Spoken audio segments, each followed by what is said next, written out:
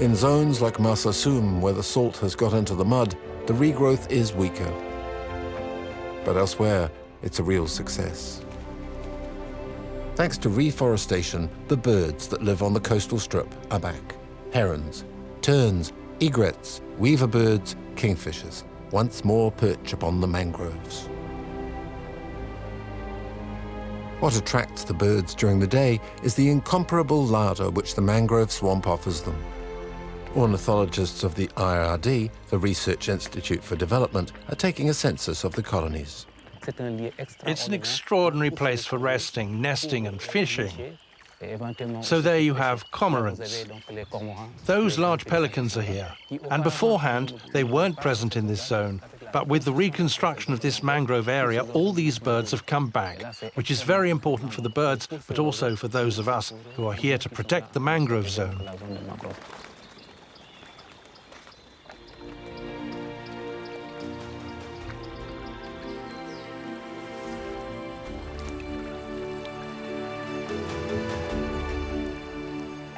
One, two, three. 4, 5, 8. So that's more or less 10 nests. These are black-headed weaver nests. They're the only species of bird that build their nests near water. For the time being, they're not there, but they'll turn up at some stage. And of the 95 species of bird we've counted on this island, 45 of them come here to rest.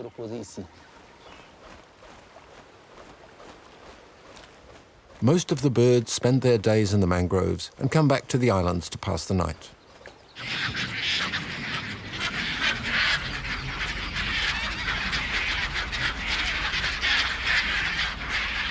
On Bird Island, there are no fewer than 40,000 couples of royal terns and around 15,000 Caspian tern nests. We're on the largest reproduction site in the world for Caspian terns and royal terns, so it's a very important site, which is full not only of terns but of grey-headed gulls. Could say they got you there. They bombed me. Looks like you too. Yes, there you are. It's extraordinary.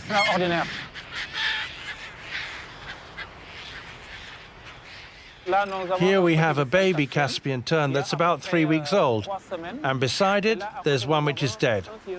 When the chick came out of the nest, it was attacked by other parents. This is a baby which came out of the nest. The other parents attacked it, and so its mother came along and protected it. The nests are very close together, and each couple has to work hard to protect their chicks. Daouda and his teammate ensure the good health of the colony. Hey, Douda, there are 2 dead here. No, they haven't been attacked. You see, there's no trace of that.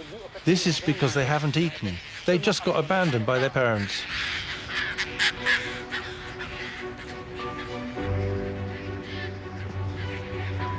A young cormorant has wandered into the tern's territory. He's going. Here I'm pushing him into his own territory. And when he's in his own perimeter, he won't be attacked by the terns.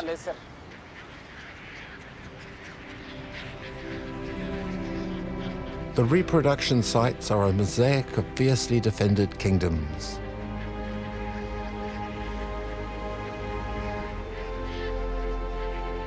At sunset, the birds return in their hundreds to the island.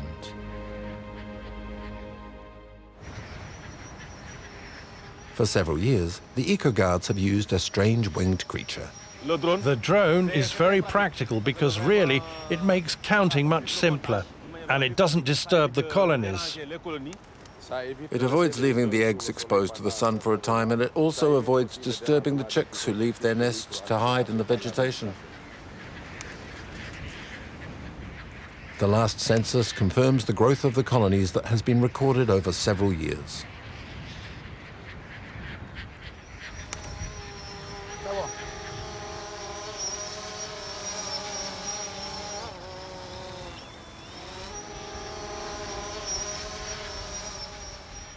The drone makes less noise and also allows us to go into the colonies.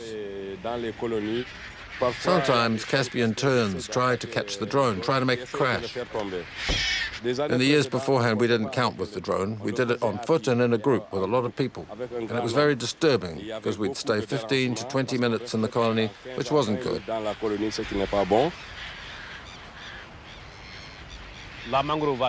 mangrove is doing better now. For the birds, it's easier to find food. For the Caspian terns, they reproduce all year long.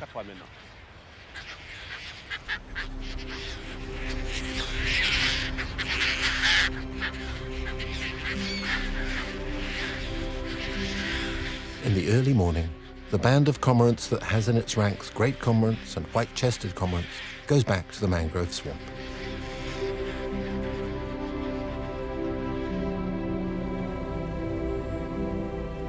Perched on the crests of the mangroves, the egrets have begun their watch.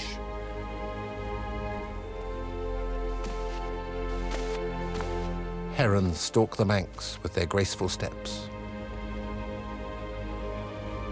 Pelicans patrol in formation. For several years, the deadly menace of drought, which was strangling Senegal, has lessened. More and more frequent storms come from the sea, and quantities of fresh water dilute the ponds of salt water.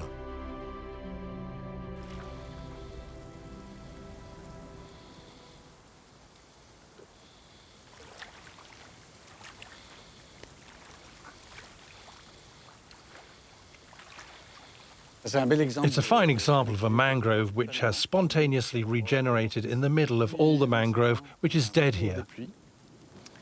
For 25 years, the rain has returned, which helps the mangroves because the water is less salty.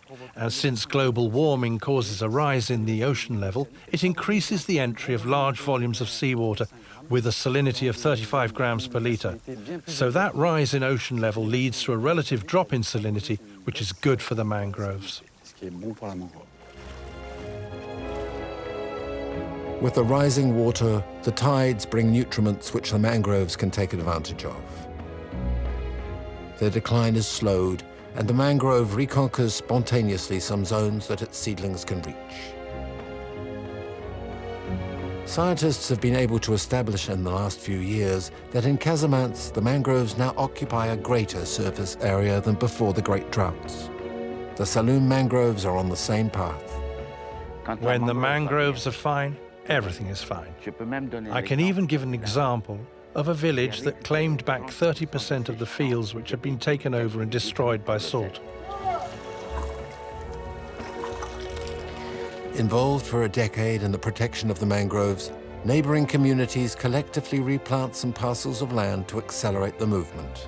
My dream is that everyone gets involved. My dream is that we act for the environment, because there's too much theory about it. COP21 up to COP100. We'll be deciding whether we cut down the very last tree. That's enough. The environment needs us. We have to act for it. We've spent enough time thinking. Now action is the only thing that makes sense.